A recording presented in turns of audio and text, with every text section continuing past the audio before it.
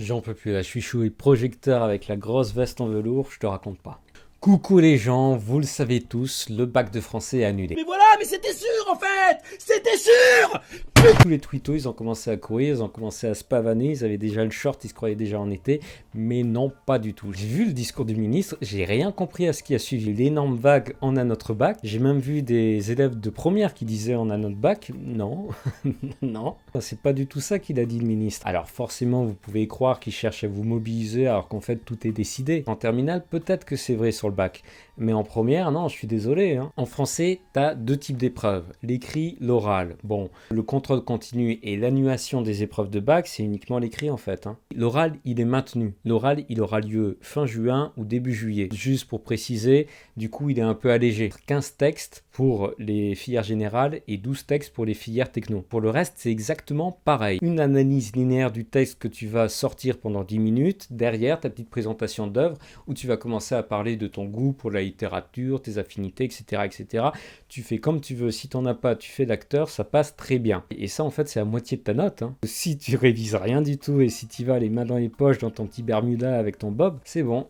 Tu pourras récupérer ton zéro avec tes retards de points pour la suite. Maintenant, c'est vrai qu'on a annulé les épreuves écrites. D'accord, ça c'est annulé, c'est bon. Il n'y aura pas de coronavirus à s'échanger en même temps que les pièces d'identité et compagnie. Ok, mais le contrôle continu, il prend en compte les notes du premier trimestre, deuxième trimestre et troisième trimestre. En gros, les seules notes qui ne comptent pas, c'est celles qui sont liées au confinement. Les évaluations qui ont été organisées à distance. Ça, on les a pas comptées parce que la plupart d'entre vous avez triché. Alors, il y en a certains que je peux saluer parce qu'ils m'ont dit a posteriori qu'en fait, ils m'avaient demandé des conseils pendant leur bac blanc à distance. Ça sera pas comptabilisé. Désolé à vous. J'ai fait tout mon possible. Le troisième trimestre, il est quasi inexistant. On ne sait même pas quand est-ce qu'il va démarrer. La mi-mai, peut-être que ça sera la fin mai, va savoir. Mais en tous les cas, on peut miser sur 1 mois et demi. Vu qu'il n'y a plus les épreuves écrites du bac, les cours ils terminent à la dernière minute le 4 juillet. Ça permet quand même de rattraper du temps, de terminer sur un objet d'étude et de t'interroger sur cet objet d'étude. Il va encore y avoir quelques contrôles, peut-être 2, 3, voire 4. Certains profs vont même aller jusqu'au bout en organisant peut-être un pseudo-bac blanc. Certains vont se dire, ouais, quand même, l'année prochaine, ils vont avoir des dissertations en philosophie, il faut que je fasse une dissertation. J'ai entendu, j'ai une élève à moi avec qui j'ai fait un live YouTube, qui m'a expliqué, sa prof lui a envoyé directement le petit mail pour dire, ok, il n'y a plus d'épreuve écrite, donc normalement, je ne devais pas vous préparer pour la dissertation, mais moi, je pense au bac, de philosophie, vous allez y avoir droit et en plus dans le supérieur il y a encore plein de dissertations, donc on va quand même tâcher de travailler là-dessus. Tu le sens venir, tu le sens venir le sujet. Le contrôle continu il n'est pas du tout bouclé. Maintenant il faut voir le bon côté des choses. Si tu pensais que tu étais fini, torpillé avec ta moyenne à 9, t'inquiète pas, en fait, tu auras de quoi récupérer. Il y a toutes les chances que le ministère, il envoie un petit papier aux professeurs pour leur dire, bon, vu que c'est exceptionnel, vu que c'est le contrôle continu, les notes que vous allez leur donner au troisième trimestre et les notes que vous leur donnerez à l'oral, vous les remontez un petit peu, parce qu'on sait très bien que les notes au cours de l'année, c'est toujours un peu plus bas que les notes du bac. Vous êtes gentils avec eux quand même, ils ont suffisamment souffert entre la grève, la réforme et le corona. Je pense que ça va arriver et je pense qu'il y aura des consignes très précises là-dessus. Pour toi, c'est une opportunité. Déjà, si ta moyenne elle est basse, si tu disais mais il faut que je récupère des points, pas de souci. Tu travailles un petit peu et tu vas remonter, il n'y a pas de problème. Si tu as envie d'exceller, si tu as envie d'être à 18, pareil en fait, ça va pas coûter énormément, ça sera plus facile. Pourquoi ça sera plus facile? Premièrement, parce que l'oral, c'est basique. La préparation à l'oral, elle est basique. C'est du par cœur. Tu prends ton analyse linéaire, tu la prends par cœur, tu la restitues le jour de l'épreuve. De même, ensuite, tu vas avoir ta petite présentation d'œuvre. Tu t'entraînes, tu te prépares, tu fais tes petites répètes comme un acteur de théâtre.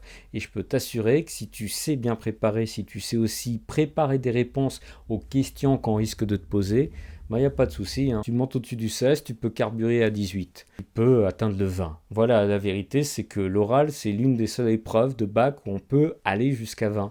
Donc, opportunité énorme. Vous allez avoir des notes bienveillantes. Opportunité aussi parce que, vu que c'est du contrôle continu, vu que tu connais pour le coup ton examinateur, vu que tu sais qui va composer le sujet des prochaines épreuves de ce bac, de cette espèce de semblant de bac de français. Déjà, premier point.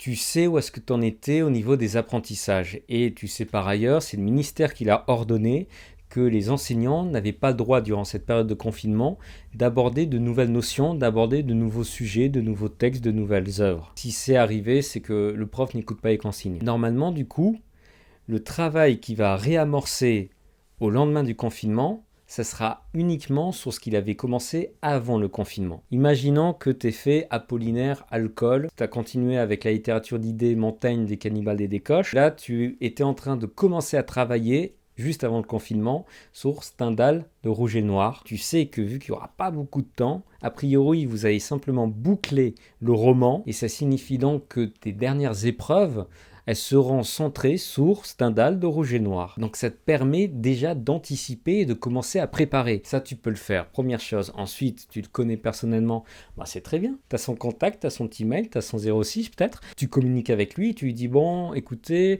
on est tous dans le vague, on est tous dans la panique, dans l'appréhension. Est-ce que vous pouvez nous dire si vous pensez nous faire une petite épreuve de dissertation d'ici la fin de l'année? Ou si vous pensez tout simplement bazarder à dissertation et terminer sur du commentaire? Ça, tu as le droit de le faire. Maintenant, si par exemple tu sais que tu vas avoir Stendhal de Rouge et Noir et ton prof t'annonce, ouais, je vais quand même faire une dissertation, c'est important pour la terminale, et ben tu sais que tu dois préparer les sujets de dissertation de Stendhal et le Rouge et Noir. Il faut pas rester passif. Vous voyez bien, Blanquer, il est déjà en train de se projeter après le coronavirus. Il faut que vous soyez dans le même état d'esprit. Essayez de vous projeter après le confinement. Il y a le contrôle continu qui vous attend pour le 3e trimestre. Il y a l'oral de français qui vous attend. N'attendez pas que ça vous tombe sur le nez. N'attendez pas passivement. Vous avez une énorme opportunité. Là, vous avez des espèces de vacances pour préparer votre oral de français. Vous pouvez prendre vos 15 textes, vous pouvez les apprendre à mort et vous vous garantissez le 20. Et si vous avez besoin de conseils, de direction, de pistes pour un peu vous guider dans ces révisions, vous me demandez à moi. Sur Twitter, moi je réponds à tout le monde en DM, il n'y a pas de souci. Sinon, vous me laissez un petit commentaire sur YouTube, pareil, je vous réponds. Là, par exemple, j'ai une élève qui m'a demandé d'organiser un live sur des sujets de dissertation autour des contemplations de Victor Hugo et du thème du programme, les mémoires d'une âme. Il n'y a pas de souci, j'organise ça et donc je vais faire le live ce week-end et ensuite je le laisserai sans doute sur YouTube. Mais quoi qu'il en soit, je lui fais le cours particulier avec ses amis de classe. Et il n'y a pas de souci aussi, je peux faire passer des oraux blancs. Moi ça m'intéresse, ça m'amuse même. Façon de parler. Vous pouvez rester actif et vous pouvez anticiper pour maximaliser à mort cette note. Soyez un petit peu stratégique, pensez à optimiser ce que vous avez devant vous, ce que vous avez entendu ce matin. C'est pas simplement ça y est, c'est bon, c'est les vacances, c'est la cour de récré. Non, ce que vous avez entendu ce matin, c'est des opportunités à saisir. Saisissez-les, restez actif. Je sais que le confinement, ça ne vous y invite pas, mais il faut continuer à penser pour l'après-confinement. Restez sur vos deux jambes. Jeu de jambes pour le combat de boxe, il n'y a pas de souci, il aura lieu, mais il aura lieu en votre faveur. N'hésitez pas à me solliciter et en attendant, moi je vous souhaite bon travail et une excellente santé à vous, à vos proches, le meilleur dans cette période difficile.